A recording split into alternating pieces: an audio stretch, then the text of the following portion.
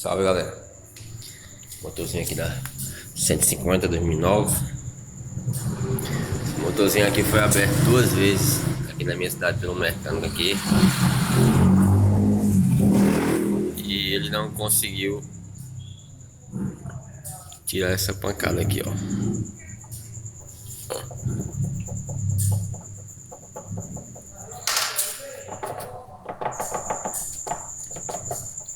Duas vezes ele abriu e não conseguiu tirar essa pancada. Comenta aí, vocês mecânicos aí, que pode ser.